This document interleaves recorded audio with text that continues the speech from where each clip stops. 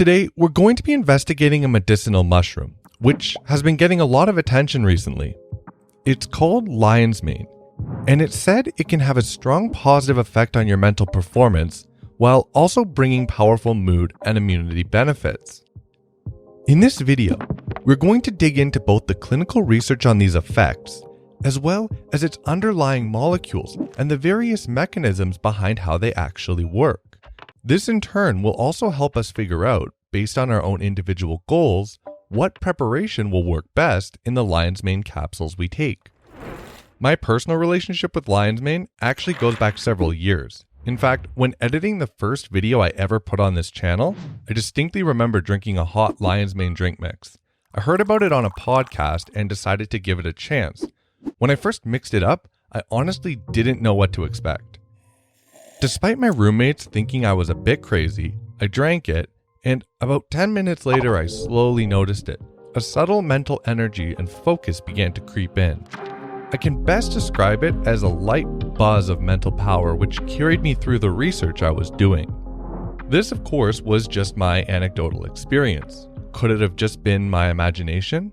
Well, that's why rather than talking about individual experiences, we're going to instead focus on the clinical trials.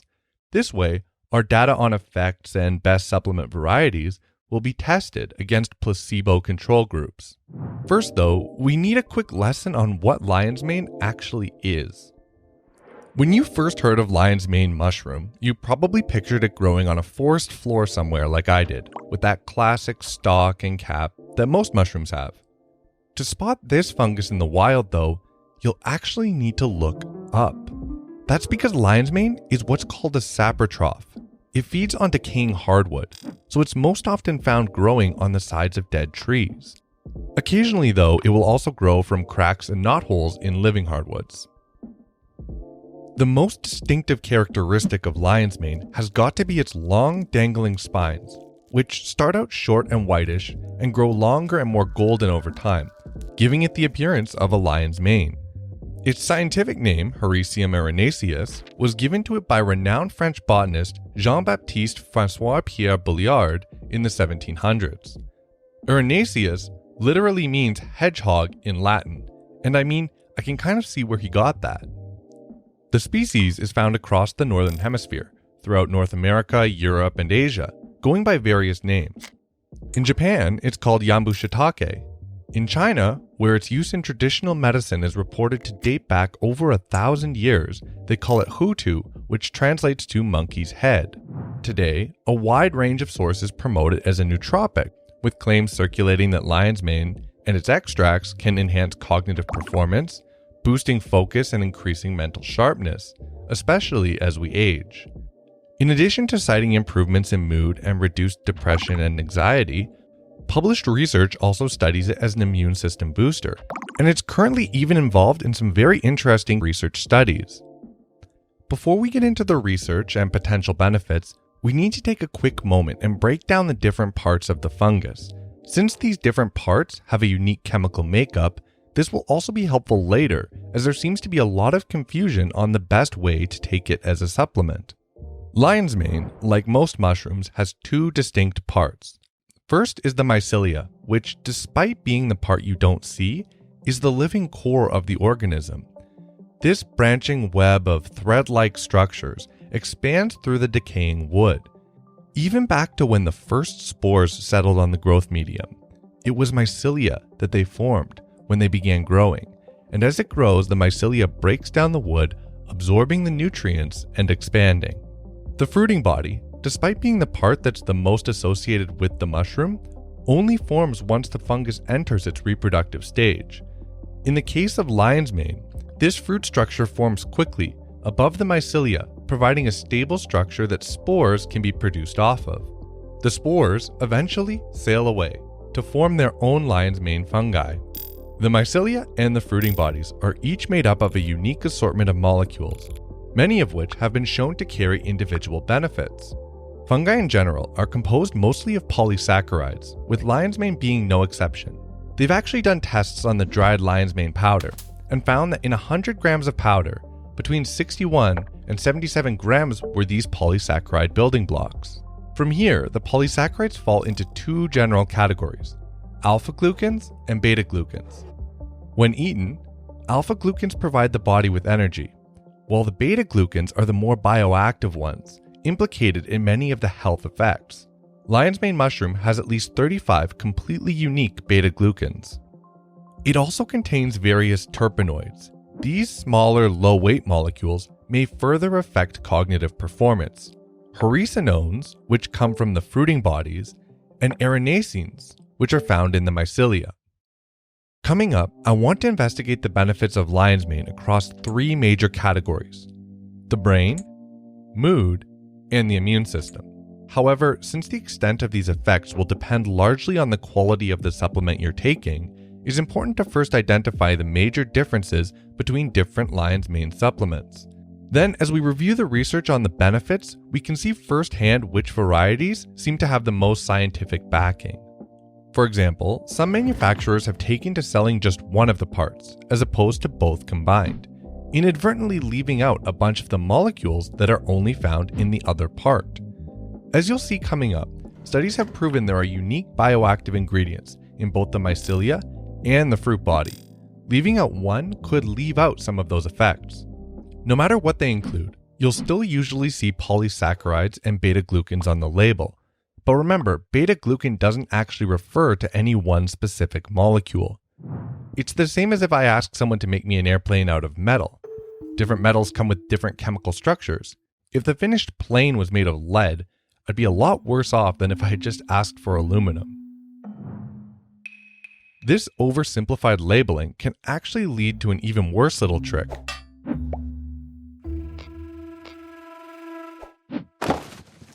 Since, like metals, beta-glucans can come in a multitude of different chemical structures, distinct ones are found in not just different parts and different species of fungi. Beta-glucans are also found in bacteria, and even in grains. And you know what else can be grown cheaply in grains on a mass scale? Lion's mane. This creates the opportunity for sellers who are, let's say, more entrepreneurial to choose to grow it in a less expensive grain, and then they can scoop up some of the remaining grain when it's time to harvest the mycelia. Their labels promoting their product's high beta-glucan content aren't necessarily lying, but the beta-glucans from grains won't have the same beneficial effects as the ones truly from lion's mane. So logically, if we want a supplement that contains the full range of active molecules, it would need to contain both mycelium and fruit body, but by the same token, you'd want something pure, which doesn't have a bunch of the growth medium mixed in with the mycelia. As we get into the research now, I'll first tell you what I've settled on, so you can see why as we go. Well, the first time I had lion's mane, I bought a box of that hot drink mix. Since then, I've switched to pre-dosed capsules, which contain both the fruit bodies and mycelium in a far more effective dosage. The brand I personally use grow their lion's mane in a lab in the US, and while it contains both fruiting body and mycelium, what really sold me is that they also included the results from third-party DNA and beta-glucan testing. With beta-glucan levels pushing over 15%, this matches up well with what I've seen from studies that analyzed pure lion's mane samples. Although these tests can be thrown off if it's grown in a grain that's high in beta-glucans, this one's grown on sorghum, which has practically none, meaning if there was enough left behind to dilute it, a score this high wouldn't have been possible. So when you're shopping around, look for test results that specifically show what the percentage of mushroom tissue is and avoid falling for other decoy metrics that don't tell the full story. To help out if you're looking for where to buy, I've linked the lion's mane supplement I take in the description below. Some people also choose to grow their own lion's mane. While I've never done this myself, it could be an interesting experiment for sure. If you tried it, I'd love to hear in the comments how it went, and I might actually try doing it. I already know some of you are also going to ask about extracts, but I think it might be best to get into some of the research that's shown actual benefits, because seeing the form used in these studies indirectly addresses the question of extracts. Let's start with the research into lion's mane's benefits on cognitive performance, neuroprotection, and the ability to fight age-related cognitive decline. When a supplement starts getting attention as a potential cognitive enhancer, researchers are often eager to test it first in those already experiencing cognitive decline. In the first study, researchers replicated the conditions found in one of the most common neurodegenerative diseases by injecting amyloid peptide into the brains of mice. Amyloid peptide makes up the plaques which build up in the brains of those experiencing Alzheimer's disease. Since Alzheimer's is the most common cause of senile dementia, injecting the brains of mice with this peptide has been shown to result in similar mental impairments to what we see in humans when this peptide builds up and forms plaques. This would give them a chance to see if supplementing lion's mane would reduce the memory impairment triggered by the peptide. Over 21 days, some of the injected mice will be fed a diet that included the dried powder of lion's mane fruiting bodies, while others will be fed the same diet except with no lion's mane powder. They also had control groups which weren't injected with the damaging peptide at all. One way they tested their short-term spatial memory was something called the Y-maze test. Mice spent 8 minutes in a maze with 3 hallways. Over the 8 minutes, they measure for alternations. An alternation simply means if a mouse goes into one of the 3 halls, it doesn't go right back in. It instead visits one of the other 2 first, because it remembers where it has and hasn't been. If a mouse explores the same hallway multiple times, while leaving others unexplored, it shows that its memory is more impaired. Sure enough, mice with the Alzheimer's peptide, which didn't get lion's mane, only alternated between all 3 halls 55% of the time. The other 45% of the time, they would go back into a hall they were recently in over and over. Whereas the healthy mice, without the mental impairment, explored 3 different halls in a row 62.5% of the time. So if there's something to lion's mane, it should help bring the mice with the damaged memories closer to the healthier ones. And it did. When given a diet including lion's mane, despite still having the harmful peptide in their brain, they successfully entered 3 different halls 60% of the time, bringing them much closer to the healthy mice. They performed a few other tests too. One where they exposed them to an object for 10 minutes, and then an hour later put that same object back, along with a new one. The mice that had the lion's mane spent less time re-exploring the object they had seen before and spent more time on this new object. So what about in humans? Well, in 2008, one of the first double-blind clinical trials took place in Japan. The subjects were 50 to 80 years old. The researchers wanted to test lion's mane in people with mild to moderate cognitive impairment, so potential participants were all first given a cognitive function test. A perfect healthy score is 30. But to be included in the study, they need to score a bit below that, between 22 to 25. Then half of them began consuming a total of 4 250 milligram capsules of dried lion's mane fruit body powder each day, while the other half consumed 4 pills with no lion's mane powder to act as a placebo control group. Their scores on the cognitive function scale were retested every few weeks and recorded. Interestingly, over the course of the 16 weeks, even the placebo group's average score slowly improved. This might be attributable to each time they took the test working as practice. So what about the group that consumed lion's mane? Well, see for yourself. After 16 weeks on lion's mane, they were getting an average of about 27 questions right. Digging into their individual results, some of the subjects on lion's mane were even getting a perfect score by the end. So how can we explain these cognitive improvements? In both of the studies we just covered, researchers pointed to increasing levels of key neurotrophic growth factors as the mechanism behind this effect. These molecules are synthesized in our body and stimulate the growth and development of new brain cells. They also support the survival of existing nerve and brain cells, which is referred to as a neuroprotective effect. BDNF stimulates and controls the growth of new neurons from neural stem cells, which is called neurogenesis. This makes it fundamental to learning and memory. BDNF shares 50% of its structure with nerve growth factor, which is critical for the survival and maintenance of sympathetic and sensory neurons, and induces axonal growth. A study on rats given nerve damage showed that a daily dose of lion's mane promoted regeneration of the injured nerves in the early stages of recovery by stimulating nerve growth factor production. Interestingly, levels of these important growth factors fall with age. Meta-analysis of clinical studies has noted decreased levels of BDNF can be associated with a whole host of neurogenic disorders, like Alzheimer's disease, Parkinson's disease, and even depression. You may have heard about research showing physical exercise can help alleviate symptoms of both depression and Alzheimer's. Well, guess what? Studies also show exercise increases levels of BDNF. As far as how lion's mane actually increases these levels, research has come a long way in the last 10 years. See what the researchers in the 2008 Japan study said here. This was over 12 years ago, and you can see they aren't really sure what it is in lion's mane that's exerting the effect. Well, they postulated it might have been the haricinones, mainly because their low weight should let them easily cross the blood-brain barrier. They note that more study needs to be done to determine the true mechanism of action. Another group of researchers decided to tackle this question.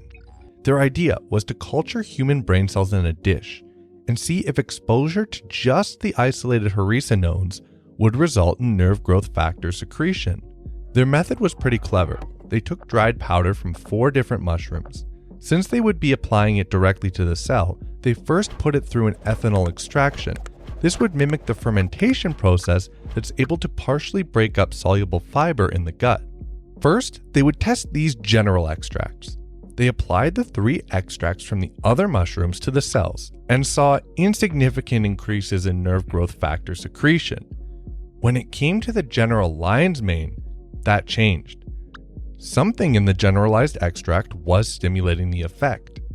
Was it the low-weight haricinones though? Well, to check this, they took the lion's mane extract, isolated just the haricinones, and tested them the same way, applying them to the cell. Would there be a similar effect? Surprisingly, no. Isolated haricinones C, D, and E didn't significantly increase nerve growth factor expression.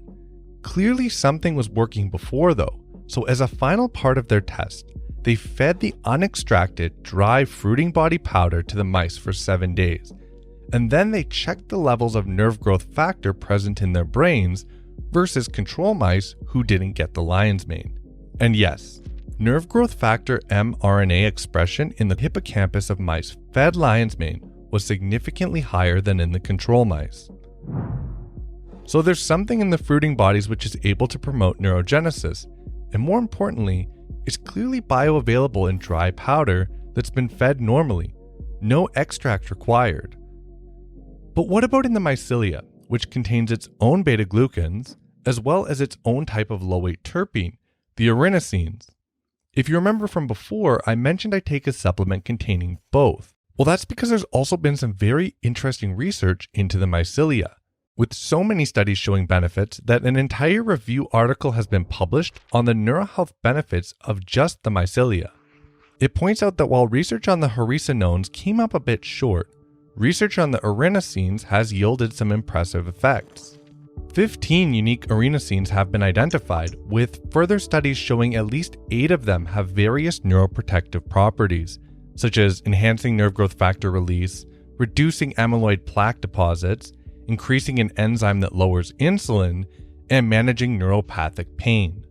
Erinacine A seems to get the most attention for its proven ability to clearly increase nerve growth factor levels in the brains of rats. So what about if you add mycelia into the mix in human studies? Well, you'll see in a moment that's actually what they're doing in the newest clinical trial on mood. So now we move on to research into lion's mane and mood. This study is fresh from 2019, and it centers around the link between neurogenesis and mood. Adult neurogenesis, as we mentioned before, is the process where new neural stem cells form and develop into healthy new cells. It's key as cells which die need to be replaced, and as we think and learn, new cells need to form. Neurotrophic factors like BDNF and nerve growth factor promote this neurogenesis. Separate research on the brains of individuals experiencing mood disorders, like anxiety and depression, have found reduced levels of both neurogenesis and its triggers like BDNF. Because negative conditions like obesity, stress, sleep deprivation, and inflammation are all shown to worsen these mood disorders, while also being associated with a decrease in new neurons being formed, the researchers realized there very may well be a causative link. The idea that reduced neurogenesis could actually cause depression is termed the neurogenesis hypothesis of depression. So, for their study, the researchers took a group of 77 obese individuals and set out to test whether spending 8 weeks supplementing lion's mane mushroom by enhancing neurogenesis could also improve key mood indicators. Subjects took 3 capsules per day, and unlike the other human study we looked at, here the supplement they took was 80% bulk mycelia with 20% fruiting body extract. They wanted to compare depression, anxiety, sleep quality, and binge eating habits before and after supplementation.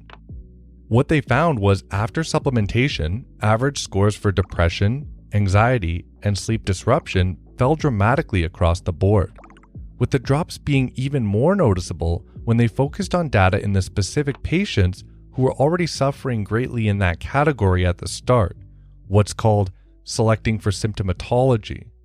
For evidence of a link, they also checked subjects' blood markers for BDNF and its trigger, pro-BDNF, before and after the 8 weeks. Levels of pro-BDNF, the precursor to BDNF, did increase significantly in the blood, correlating nicely with the improvement in mood.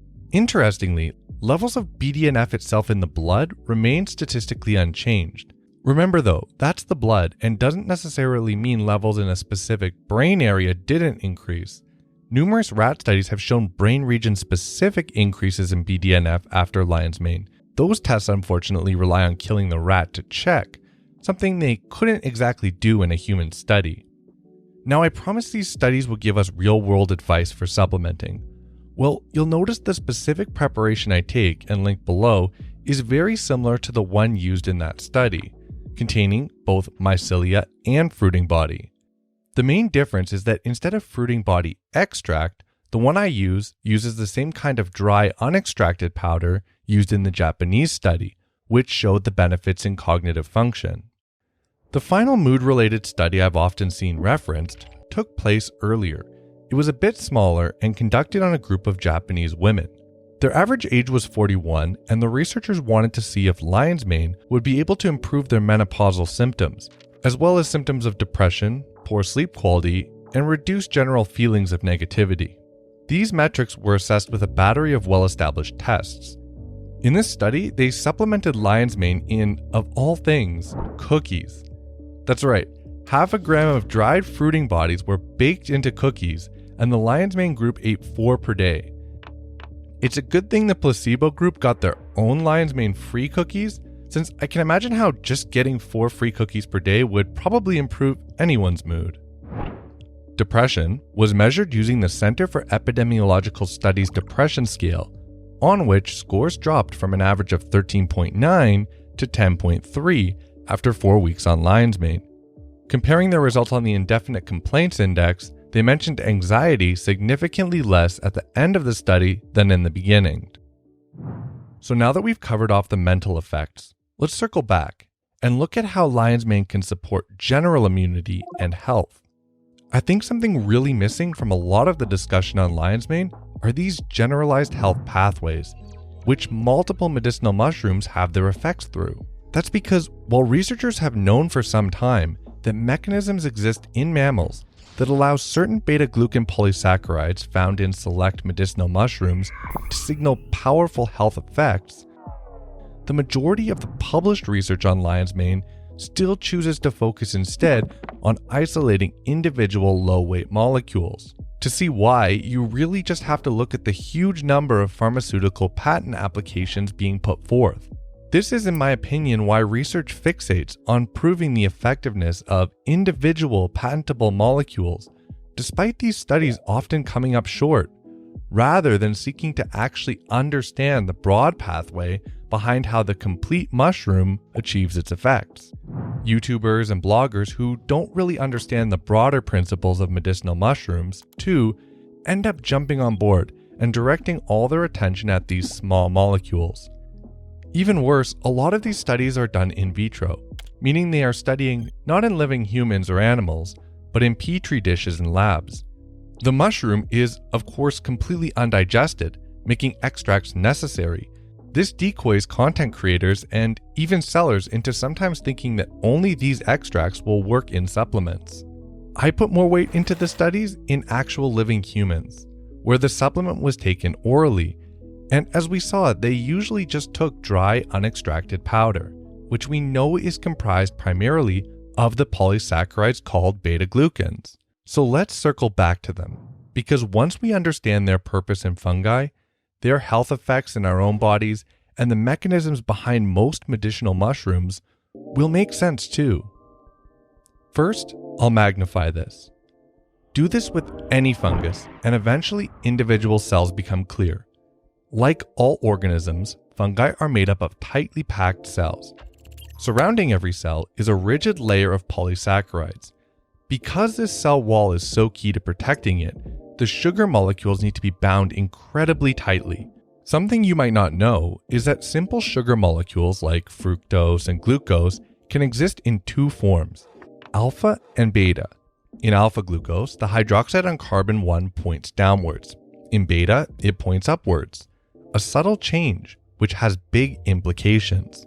Because when two simple sugars bind together to form a polysaccharide, this is a site where they join. All you need to know is that whether it points up or down determines the strength of the structure it can form when joined. When two alpha sugars join, the bond is fairly weak. While their technical term is alpha-glucans, we call them something else, starches.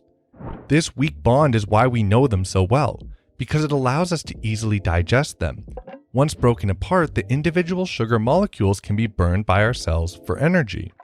On the other hand, beta-glucans are the result of two beta-glucose units joining, and the structure made possible by the shape of a beta-glucose is much stronger. This is where fungi, plants, and bacteria turn, opting to use their own styles of beta-glucan when building their cell walls to make them as strong as possible. But with even many types of beta-glucans existing, why is it specifically beta-1,3-glucans that trigger beneficial effects on our immune system? At first glance, there's nothing that should make them special, and they probably wouldn't have any effects on our bodies if it wasn't for one very specific reason. Beta-1,3-glucans are the specific type that fungi seem to have chosen to build their cell walls with. And your body knows that makes them very dangerous. That's because while grain and plant cell walls, if they end up in our body, represent harmless food, species of fungi come in all shapes and sizes, from delicious mushrooms to microscopic and deadly fungal infections. Take candidiasis, a species of microscopic fungus that can cause serious infections in people, even able to cross the blood-brain barrier and directly attack the brain. Cue the dramatic music. Over thousands of years of falling victim to these deadly fungi, the systems that protect us patiently endured and adapted. Our bodies began developing a complex immune response and encoding it into our DNA. This immune response would need to be complex and capable of rapidly responding with increased immune cell strength, which could destroy the attacking fungi, while at the same time triggering pathways that strengthen the areas of the body which were most likely to be attacked. There was just one thing this response still needed though, a cell surface receptor that could be embedded onto immune cells to trigger this new response. And this is the genius part. While some receptors in our body are shaped to a certain hormone or protein, these PRR receptors morphed themselves to pair with the very thing that makes the fungal cells so strong, the 1,3-beta-glucan, flipping the very molecule that gives the fungi strength into our trigger to mobilize a response to destroy them. Any molecule that triggers an immune response in this way, because of its association with a pathogen, is called a pathogen-associated molecular pattern. Well, this system does its best to differentiate between the 1,3-beta-glucans of a mushroom and the 1,3-beta-glucans of a deadly pathogen. Occasionally, beta-glucans in a harmless food mushroom can be mistaken for PAMPs, and portions of this strengthening response activate. Despite just a handful of mushrooms containing specific beta-glucans that get mistaken by our bodies as a cause for a defensive response, the immune response can be so strong that in the 1970s, certain fungal beta-glucans were discovered to actually prompt the body into attacking and shrinking tumors, kicking off decades of further research. Today, there's actually a whole list of drugs which have been developed from various medicinal mushrooms. While I can't advocate using lion's mane to treat any specific disease, preliminary research studies on lion's mane in mice with tumors has indeed noted that this immune response caused major reductions in both tumor size and a 2.5 times increase in splenic natural killer cells, immune cells that attack tumors, making it a promising area for future research. The immune response itself is the other major area of research. Since the defenses mount to strengthen many areas of the body in preparation for this false threat, when nothing actually attacks, individuals can be left stronger. The stimulation of this innate and adaptive immunity results when certain fungal beta-glucans bind with dectin-1 and other toll-like receptors found across various areas of the immune system, including macrophages, neutrophils, and dendritic cells. This enhancement would be especially useful to individuals whose immune system is currently weakened. Specifically regarding lion's mane, research has found increased white blood cell activation, reductions in salmonella-induced liver damage, and stimulation of innate immune cells to fight off an existing infection. Now, there's a bit of debate regarding exactly where in the body these responses are being triggered from. Research is still in its infancy though, with many diverging opinions. Mostly everyone agrees that because beta-glucans aren't easily split into their individual sugars during digestion, they can make it to the small intestine intact. Research has shown that if they've previously been heated to cooking temperatures, available concentrations of beta-glucans will further increase, while concentrations of chitin, which binds them into the cell walls, are generally reduced. Also, at least 2 enzymes have been identified in humans that can help further degrade this chitin.